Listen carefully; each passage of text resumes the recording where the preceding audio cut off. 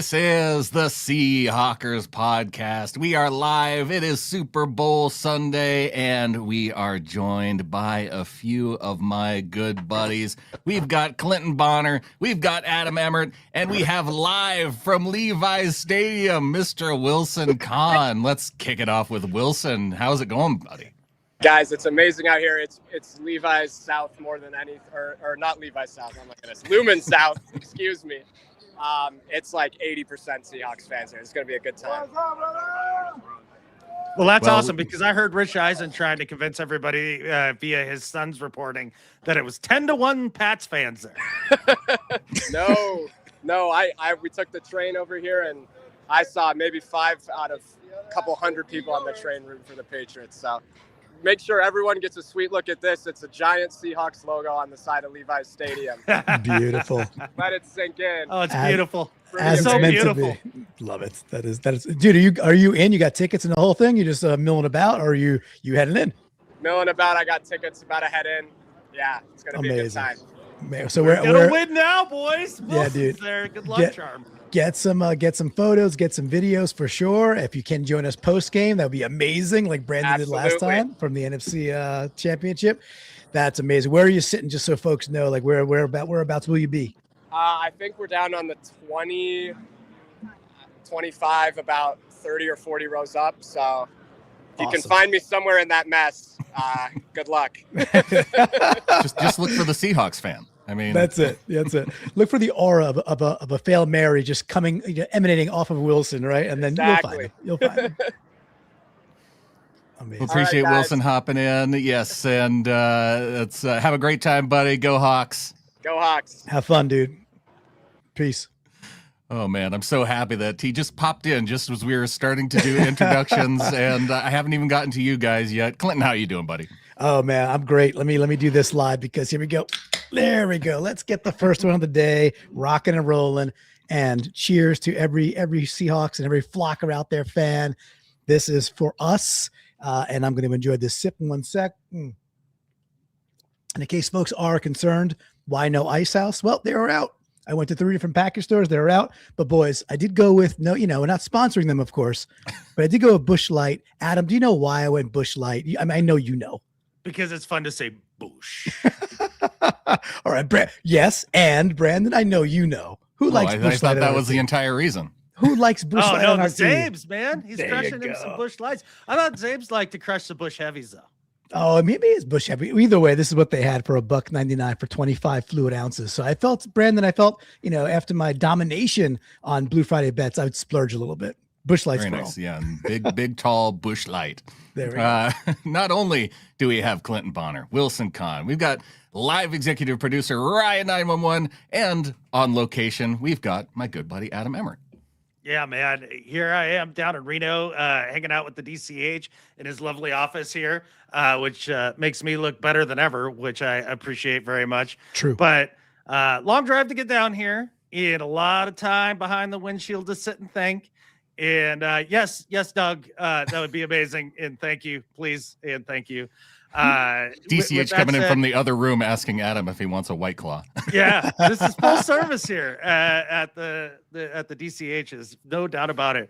But a lot of time behind the windshield to sit and think, and I definitely did not put on any. Woo! All right, what's up, DCH? Didn't put on any other shows. Didn't listen to any other commentary. Just kind of let it kind of wash over me here. And I'll tell you what, guys, coming into this game today, and I was up at 5 a.m., going another 6 hours to get here. I'm dead calm about this game. I really just feel like this is as much in the bag as any game could be. That's not to say that they can't lose this game. They absolutely can. There is a path for them to lose this game. It's just extremely narrow. And talking with Clinton earlier on the phone, I feel much about this game as I did going into Super Bowl 48. Where I spent a whole week driving around with Bronco Jared, and we're going back and forth about that Super Bowl, and just having this inner confidence and just kind of peace about it. Like, look, there's no chance. You guys have no chance. You haven't seen anything like this, and you're about to get mollywomped by the best defense in football. And that's exactly how I feel going into this game. Now, Super Bowl 49 was a total different story for me.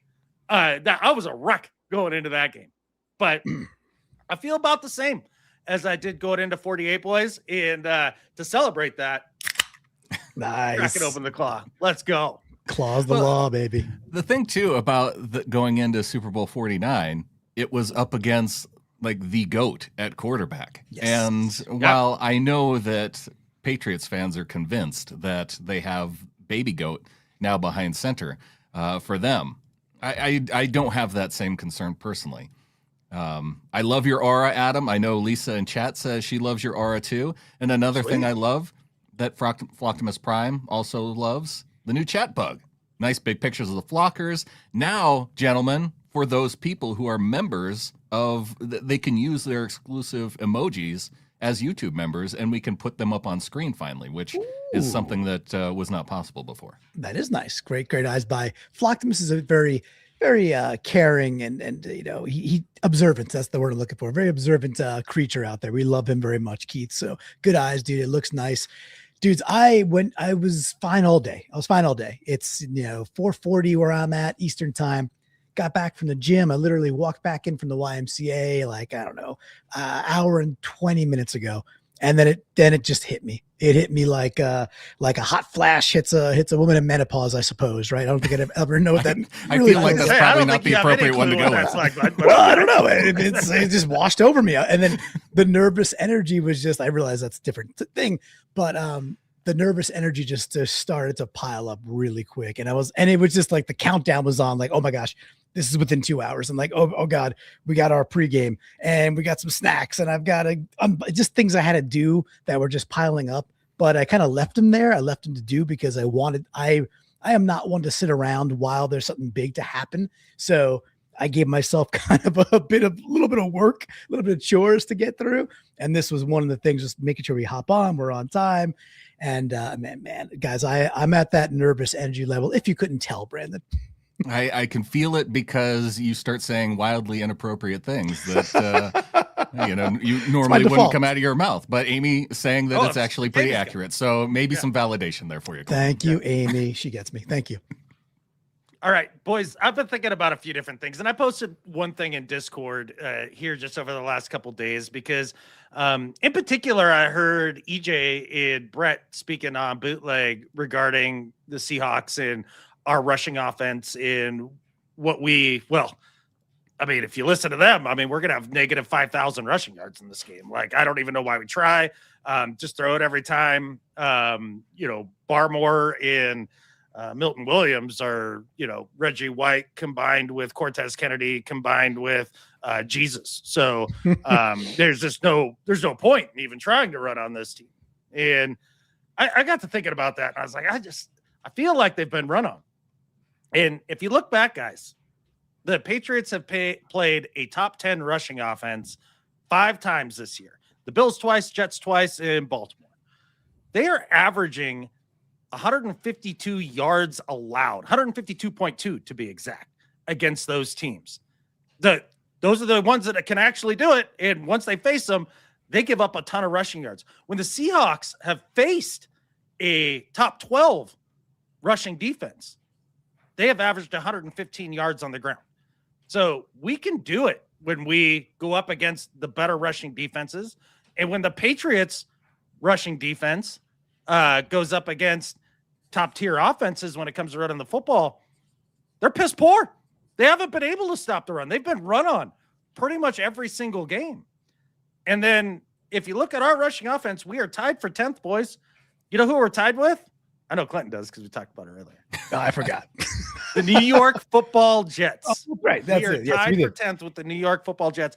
The Jets averaged 152 yards per game on the ground against this vaunted Patriots defense that can't be run on because of the man, the myth, the legend, and the God, Jesus, and the Holy Ghost, whoever else plays up front, according to the media at this point here, that can't be run on. So I feel like we're going to run the football today, guys. I really do. And I think that's going to set up the whole offense like it really does. And I think we'll be all right. The thing I wanted to kind of pick apart or like attempt to pick apart and investigate a little further is, okay, you say Bills, you say Ravens, and he's talking about running. So you immediately start to think about, okay, well, they got Allen and they got Lamar, but Lamar didn't play, right? against the Patriots. Wasn't that Huntley? I believe so, but Which- I didn't look it up. I think believe so because they had like 150 passing yards. Yeah. against So I'm pretty sure they didn't get Lamar, and the Jets don't have a mobile quarterback. I mean, and then Allen, I'm sure, got some yards because that's what Josh Allen does. But yeah, I guess what I'm trying to say to people out there that might be thinking that way. Oh, well, they're just teams that have good running quarterbacks. That's why they're giving up so much. Not really. I mean, I'd love to see what Allen actually got on the ground, Josh Allen, but the Ravens didn't have the Lamar, and the Jets didn't even really have a quarterback, and they still ran the ball. Jets were inept offensively, inept. They didn't really have a quarterback all year. Maybe Justin Fields was going with the first game. Maybe that's contributing to some of it. But overall, Adam, I love what you're putting out there into the universe. And yeah, I think the entire media is over-rotated, Brandon, on just how good this Patriots internal, line is. I think they're good, but I think they're otherworldly.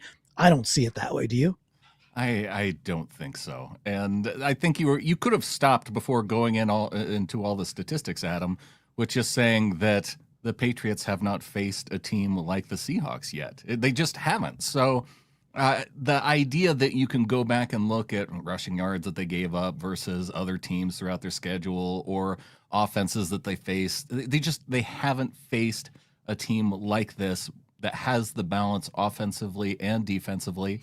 And I will say, though, that the Patriots are here, though, because they also have a balanced team offensively and defensively. That's what got them here. So I'm sure Patriots fans would hear all of those rushing stats and say, well, we beat all those teams that ran for oodles of yards against us. Is it that they're a balanced team, the reason why they're in the Super Bowl, or is it that they faced the easiest path in the history of the Super Bowl era to get to a Super Bowl? Like, I'm just curious. Top 3 easiest path, according to DVOA. It looks like the damn easiest to me. So if DVOA wants to put a third, I guess it's allowed. They had the let's see, it was the 1999 Rams who had the easiest, and then the 1991 Bills that had the second easiest, I think. Also, I lied about the emojis working now with this thing. It doesn't. Just forget that I said that. Hey, but the bug looks great. So it still looks great. Yeah, the big images, the whole thing already. Look at Marlon. Now I can tell Marlon's got a nice car. Northern Primate's got a back. Look at, we're learning things here. Desden, very handsome. Yes. Nick still hasn't changed his profile picture, although we can actually see Nick now that it's a co-account. Yeah, it's fun. Yeah, things are looking up. So boys, we're gonna get the inactives in a little bit. Maybe I think they say kickoff 6:30. I don't know if that's gonna get moved at all. I still expect the inactives to come out at 5 p.m. Eastern sharp, so in about 14 minutes, I would think. What did we, Adam? I'm not going to ask you if you could guess about Robbie Utes. So not asking about that. If Arroyo's healthy, do we think Arroyo dresses tonight? Adam, I will go back to you with that one first. What do you think? Because who would you sit down instead?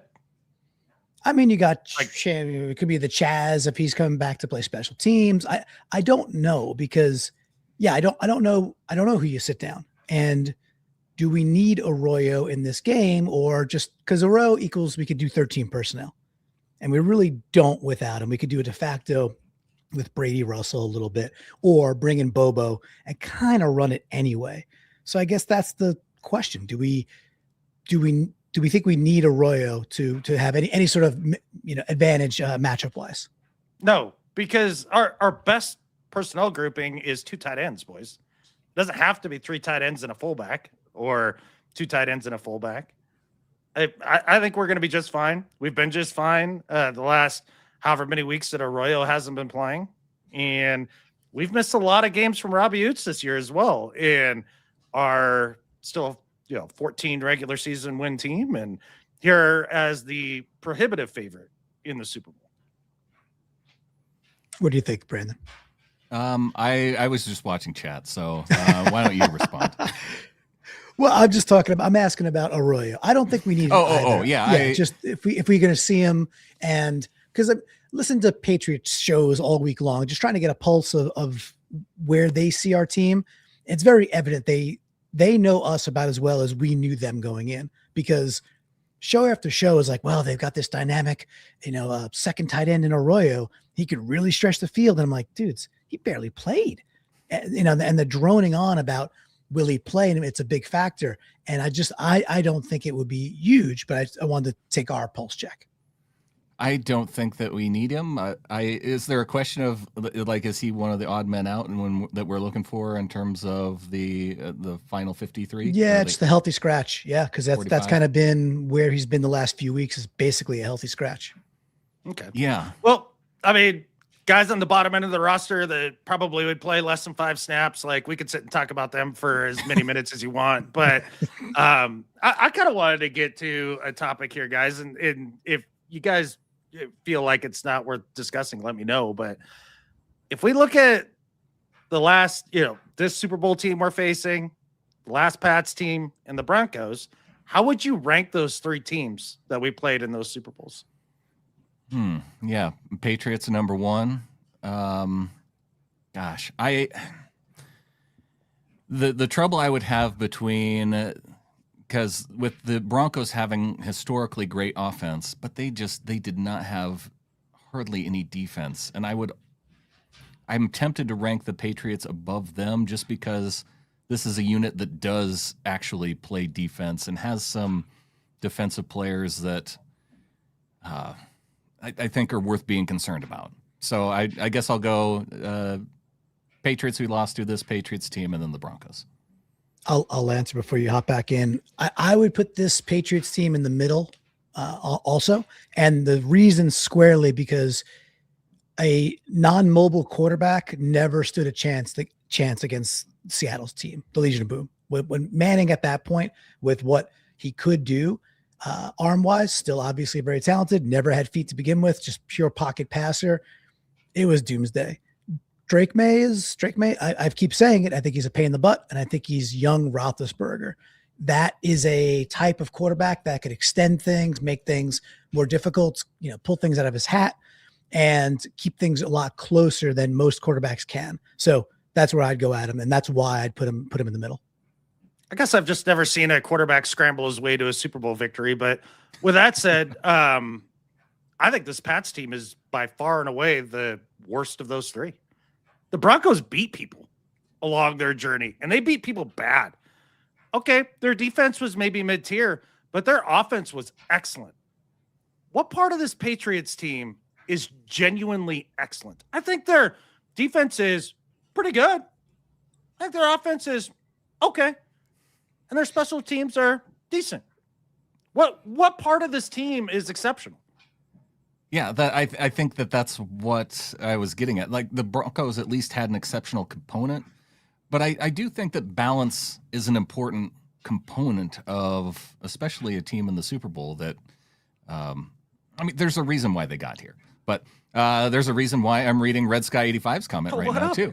He's coming in with a 1999 super chat saying, I've been here way too long, freeloading. Thank you for making every season that much better. Ready for the Hawks to expose the Patriots. 30-13 Hawks. And okay, Adam, to go back to your comment then, if this team of the Patriots, and obviously the Seahawks team is different from the Legion of Boom era team that beat the Denver Broncos, but saying that these two teams say they're historically similar, do you see an outcome greater than 43-8? It's in range, but I don't think that that's where we're going to end up. I don't. We win this game by double digits. I've been saying that from the word jump when we knew that these were going to be the 2 teams. And it's crazy to me the amount of disrespect that Seattle has received over this week, in the amount of like millennial style, everybody gets a trophy, pat you on the head, Pats coverage that we've gotten of this Pats team. That, again, one of the easiest roads that you could ever have going to a Super Bowl. And when they have faced quality opponents, it's not like they're just throttling them. Like, they've eked it out with Drake May making tons of mistakes, and in all sorts of different avenues here that have left teams that had no business being in a game with them, like the Texans game. Texans had no business being in that game after CJ Stroud literally freaked out on the whole world. Okay, one thing that I do think that this defense is, and I haven't looked at where they rank out, but this defense has been exceptional at turning over opposing Which offenses. teams? Like everybody. They have 4 games where they haven't generated a turnover on defense. But yes, I know what you're saying. Yes, it's been it goes back to the strength of schedule argument. If we played the Vikings every single week, we'd be undefeated. Right? Right. We'd be the toast of the NFL forever. That's the type of quality of schedule the Patriots have faced every single game going into the playoffs. They faced the freaking Stids in the AFC Championship game. Yes, I understand. And a quick shout out to Nightbringer 2000, who is out as a awesome. new YouTube member. And Clinton, I think you were going to jump in. I am, but that's a cool Magneto photo from Nightbringer. So welcome to the flock. Look, I'm not trying to glaze the Pats. I am saying they put up 31 against the Titans and waxed them. They beat the Bills. They put up 42 against the Panthers and absolutely waxed them. They put up 32 against the Browns and absolutely waxed them. I get those are bad teams, but they waxed them. It wasn't. We wax bad teams too. I am put us aside for a second. You're asking about the opponent, so I'm trying to give you some of that stuff, right? The Eke went out against the Falcons. We beat the Falcons 37-6. They beat the Jets a couple of times. The Eke out against the Bengals later in the year, 26-20. Bengals were a bad team. They destroy the Giants 33-15. They lose to the Bills down the stretch 35-31. Bills cannot, by the way, talk about teams that cannot stop the run. The Bills cannot stop the run at all. They couldn't do it all year. Patriots scored a lot of points. They eke out against the Ravens without Lamar Jackson. They destroy the Jets 42-10. They destroy the Dolphins, which you might say, okay, it's the Dolphins. Can we just skip ahead to the point where it does not matter? Like that's why I was trying to get what I mentioned earlier. They have not faced a team like the Seahawks. So going back and trying to do schedule analysis of how many yards they got versus what team, I feel like it's inconsequential for either of these teams to analyze both these teams that way. Yeah, well, fair. And let's let it. I will find to let it land there. But they waxed bad teams also, right? So they did what they were supposed to do against the crappy schedule. So for me, just to not take any of that in, say, okay, well, I realize we're the best team they're going to face, and I think we're also a if not a magnitude better, somewhere around there, guys. I think we're much better. And if you subscribe to DVOA like backs it up by like the math itself being like, yeah, we are leagues better than the competition they've faced so far. So I'm with you. I just want to say they beat who they played, but they beat them soundly over and over and over again.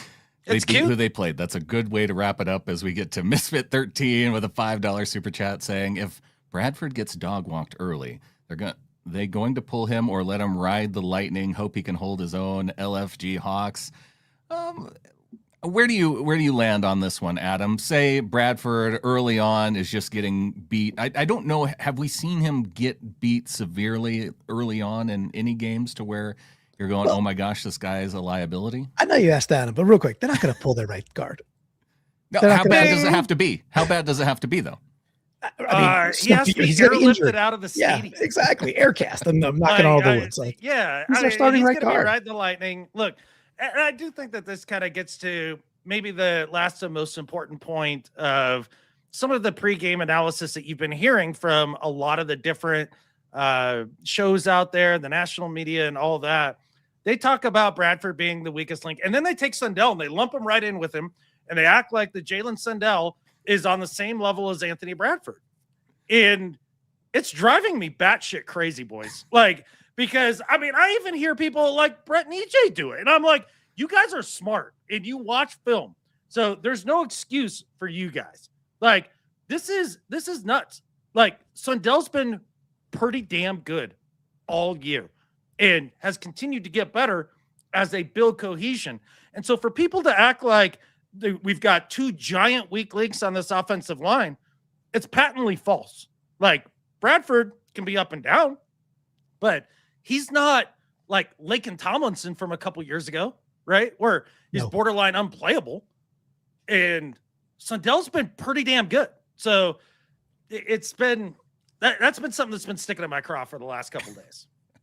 I can tell that does sound like it's bothering you. I think that's just where their path to victory is through those two players. Those being, if you're going to pick the next weakest link after Bradford, it's probably going to be Sundell. So I think that's naturally where that piece of the conversation comes into. But we've got Jason Caileriano coming in and with a $4.99 super chat. Is this where I go to buy my Abe's Pancake House pancake breakfast tickets? Yes, Jason, you are in the right spot, and we will be stacking up all those pancakes for you, buddy. We should keep a track of a pancake stack, for post game. Adam, if you can, wherever you're going with Doug later, maybe even a napkin and just one of the old 1, 2, 3, 4 cross for 5 and count pancakes. Count pancakes. Well, we'll see. I'm going to be counting beers as I go too. And so that's going to make counting pancakes a little harder. And on top of that, it's going to be hard to keep up with all the points the Seahawks pile on this delightfully mediocre Pats defense that's been built up to be a juggernaut that it isn't. So I'm really looking forward to that. It's a good defense. That's what I'm saying. Yeah. It's delightfully average. Just like me. I love that. Nick's Brett, saying we should be the best team they play. It's the championship, and Nightbringer again with a $9.99 super chat. So stoked for today. Hawks win 23-13 on my way to a Super Bowl party. Enjoy the day, guys. Go Hawks. Yes, enjoy your party, Nightbringer. One thing that I've been seeing, because I'm in Connecticut and different Patriots fans that I'm interacting with at the supermarket, everything else, and they're all like, "Oh man, 2 great defenses. This is going to be 2 great defenses. Wow, this is going to be like 14-13." And I tell every single one of them and people I'm texting with that are also Patriots fans, like, "Oh, 2 great defenses." I'm like, guys, we have an offense. Like we put up 31 versus the Rams. Like we have a good offense. Oh, but they're not a good defense, Clinton. They're not good. Yes, exactly right. They're only the best offense this year. So yeah, right. And also they're a great offense, the Rams, and they possess. They keep their defense pretty fresh by having a very good offense. And by the way, they're a pretty good defense, right? So, but it's just this wash of there is zero respect or expectation from the Patriots sides. Again, watched a lot of their stuff this week, and I'm in the Northeast. I live in New England. People don't think we have an offense at all. They do not think it exists. And I think they're in for a bit of a rude awakening.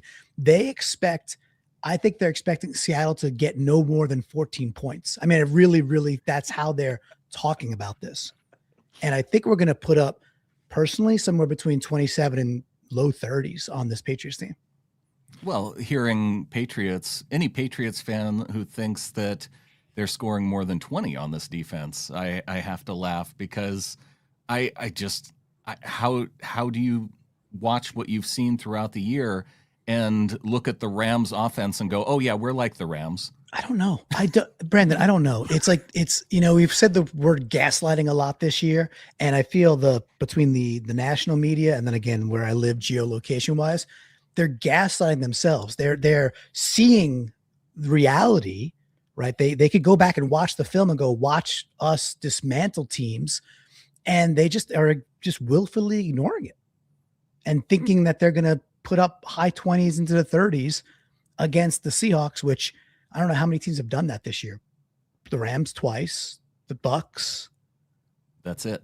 Right? And the end scene. Yeah, right? That's it. And the Titans kind of got close because they got a special teams touchdown.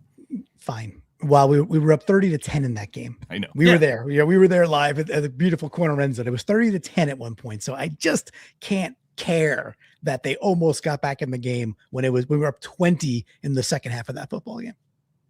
Yeah, that's hilarious. If you think that the Pats are going to score more than 20 points in this game, I've got some oceanfront property in Arizona, baby. Like, let's go. And I'm happy to sell it to you.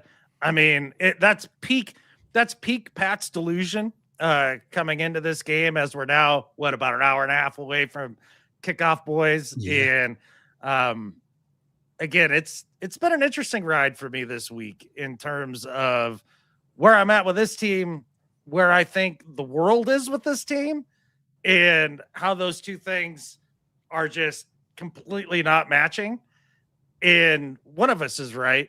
And I'm pretty sure it's me, not the media world. Brandon, I am seeing the inactives out. I got the Patriots one. I don't see the Seahawks yet. I'm assuming it's out, but do you happen to see it?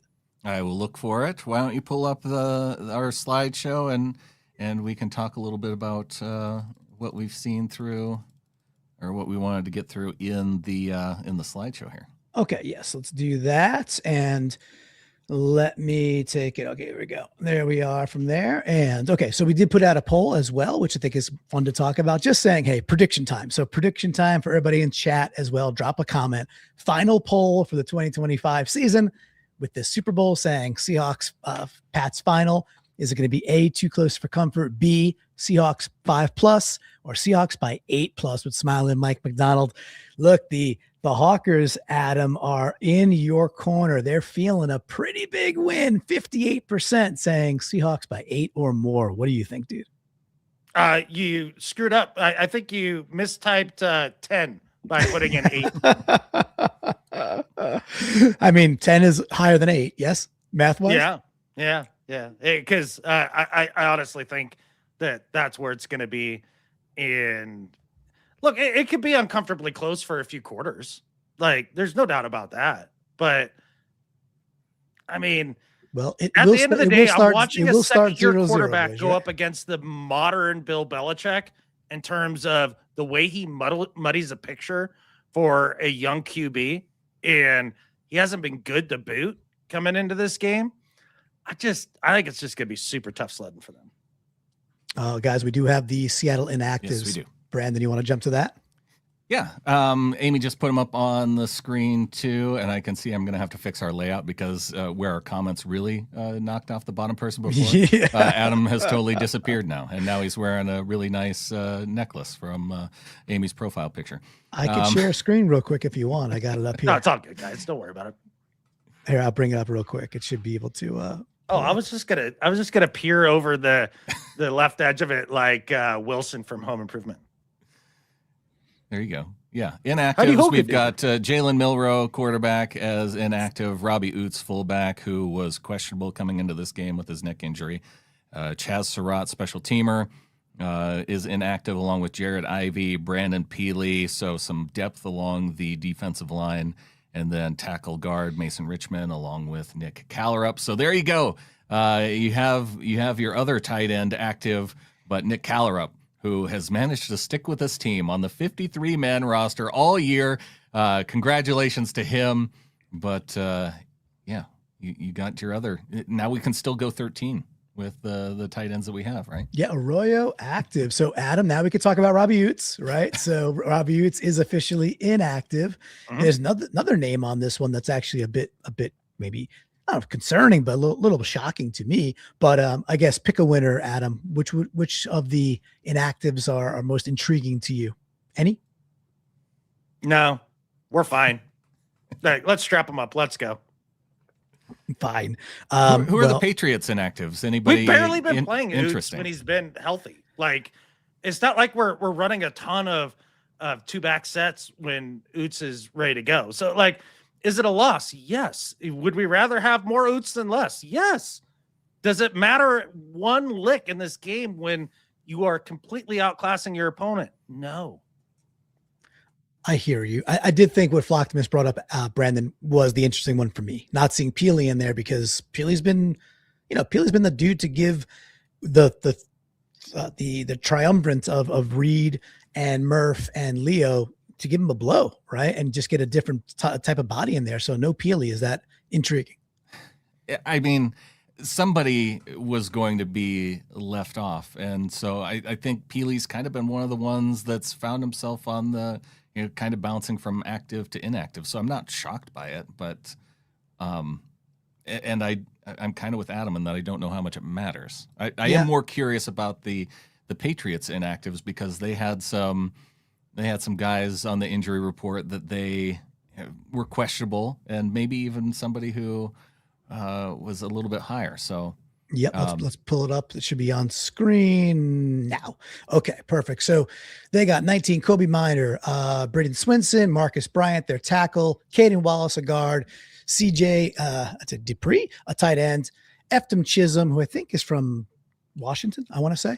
And Yeah, Tommy that's right. DeVito, Tommy Cutlets is not going to be, he's the third string QB. So no Tommy Cutlets. So this means, of course, Spillane and Landry are both active. Brandon, those which are the is two that I probably was the two curious you're about. opposed I on. don't care about any of these other guys. So You don't care about Adam. How much do you care about Tommy Cutlets? I mean, really down to your deep in your cockles. Well, if I check, no love for Tommy Cutlets down in the cockles there. I just had to be sure. But the Spillane news is actually interesting. I like Spillane a lot, and I liked him a lot as a Raider, and I think he really is a big part of their run defense and being able to get from sideline to sideline and maybe help defend some of the wide zone stuff. But he's also kind of a liability in coverage. So if he's going to be out there, and especially if he is nursing what seems to be, if we were to use Pete Carroll speak, a more legit ankle than maybe Eamon Worry, I target him in with my routes all day in the passing offense and see if he can hold up, because it is not the strength of his game. Good. I like that. Look, a bit of a gimpy linebacker out there they depend on to go, and us, Brandon, being a wide zone team that's going to try and stretch and go side to side. I want nothing more to set than maybe see an end around get set up with our boy, with need for Rashid, and watching a linebacker that doesn't have the wheels they're used to trying to catch up to Rashid. That feels pretty good to me, Brandon. Yeah. And I know what folks are saying about Peely too, because so it would be Peely versus somebody like Connor O'Toole being active. Like that's the margin of the roster that we're talking about, whether Mike Morris or Connor O'Toole versus Peely. I feel like Peely's more of a fan favorite for those. So if you're going to be disappointed by anything, I think that's probably the point of the roster that you might get a little bit disappointed in. You might also be disappointed by the fact that as we look at predictions going into this game, gentlemen, Pete Prisco, he is on the Seahawks train, and he is on it big with his prediction that the Seahawks win 27-10. Adam, Pete Prisco predicting a blowout. Does that concern you? It does concern me. Has anybody checked on Pete Prisco? Like, is he okay? Like, has he suffered a traumatic brain injury? Is this even him? Is this somebody like putting this out as if they're Pete Prisco to try to like use it as proof of life or something?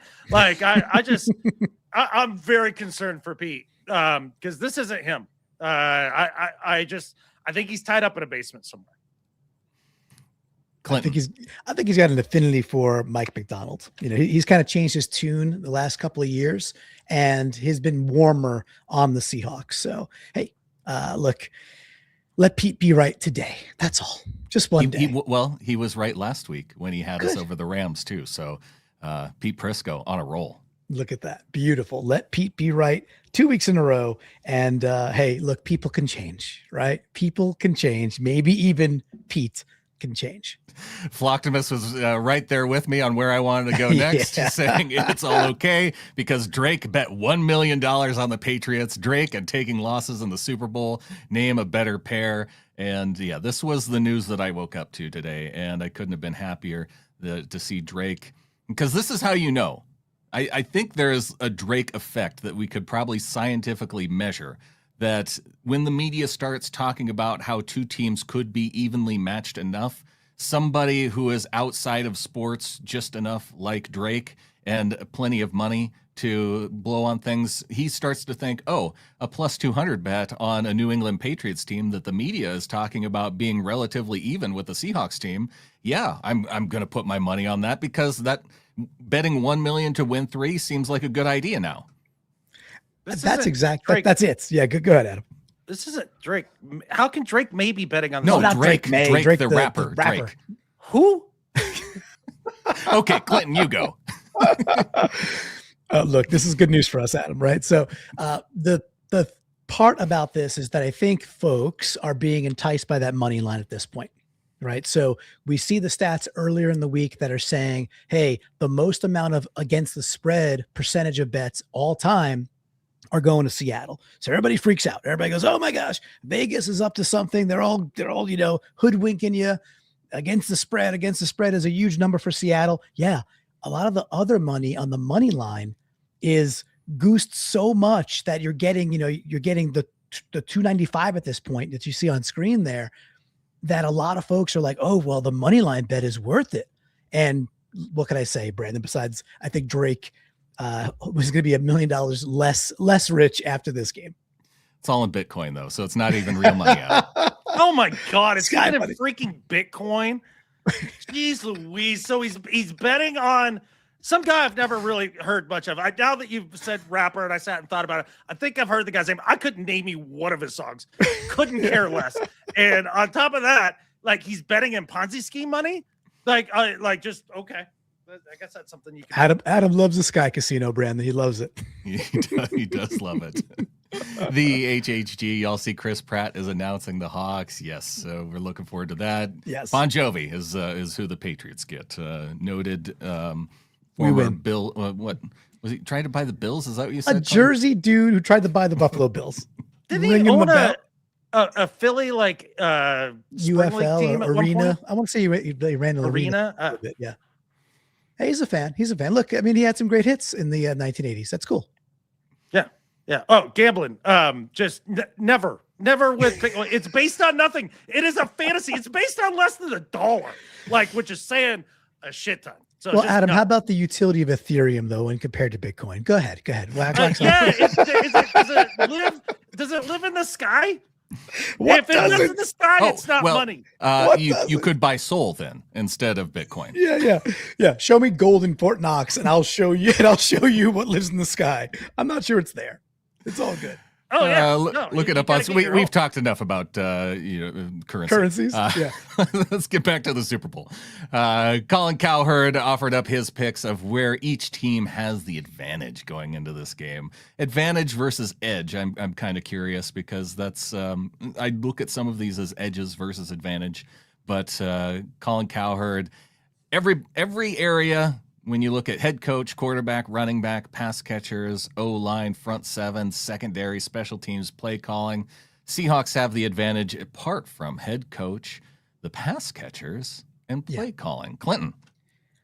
Yeah. This just feels like Colin Cowherd. I know he's been pretty supportive of Seattle, but just feels like a big media guy being like, I've got to even this out somehow. Honestly, because pass catchers, as much as I like the group, with Stephon Diggs and others and Pop Douglas and Kayshon Boutte, I think they're a pretty good little group. It doesn't matter when you have JSN plus other really good dudes, which is what Seattle has. JSN plus really professional pass catchers. And it's a funny term too, pass catchers. I know you're including tight ends. Fine. They got Hunter Henry, but we got Barner, so I think that's one that's weird.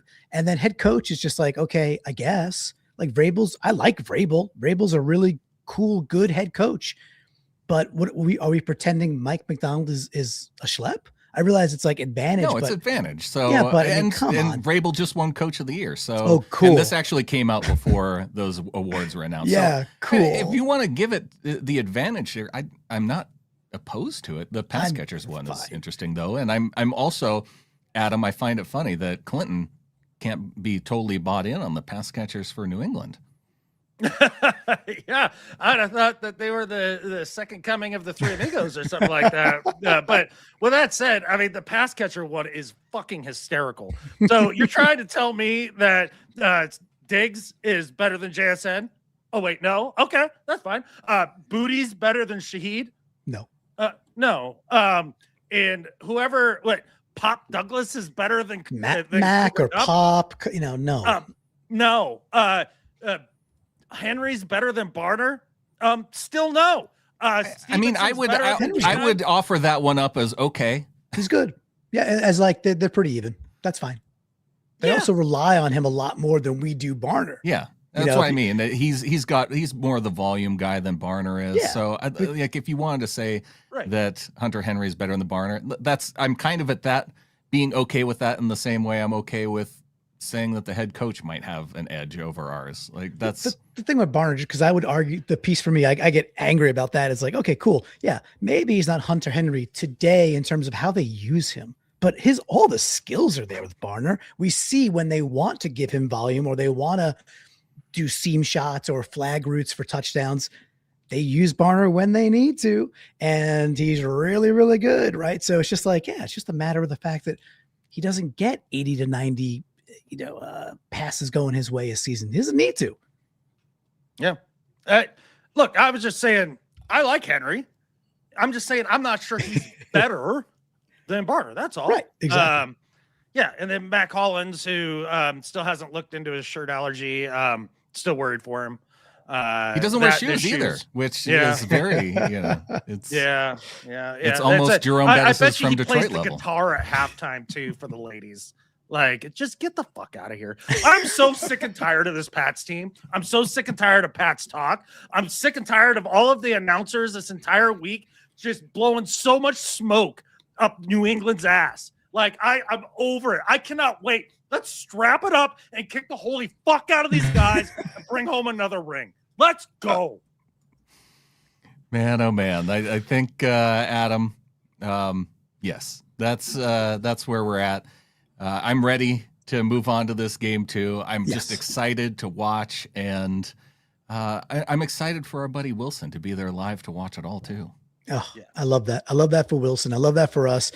I love that our flock has continued just to grow and evolve, and that you guys started this podcast, what now, 13 years ago? Is that right? Is it 13 2013. years? There you go. It's told there be no math. Started right. But 13 years on, and hey, most folks out there are like, just there's folks this week being like, I just discovered you guys during the playoffs. Friggin' awesome. That is so cool, right? So welcome. I cannot wait to hang out. I'm home. I got good food. I'll have the Discord up, guys. I'll have Twitter going, but I've been really focused on the Discord, the game, of course. And then we will be live post-game once again. And just if you like what you're seeing, hang out with us. That's what this is, man. It's just a big hangout. This has been fun, but we got to finish it, Brandon. I think we're going to, bud. I know we're going to, Clinton. I don't just think it. I know we're going to, because I will just echo everything that Adam just said. It's happening, and we will be here celebrating in I don't know, what, 4 hours, 5 hours, somewhere around there. Yeah, I'm going to be a lot less sober, a lot more happy, and a lot less annoyed. I can't wait for it, guys. Like, I can't wait for all that East Coast bias to just go up in smoke. And then to hear all those dumbasses have to sit and make excuses for their shit ass takes for the entire week. Like, I can't wait. And I think with that, there's only one thing left to say. Go Hawks. Go Hawks. Go Hawks.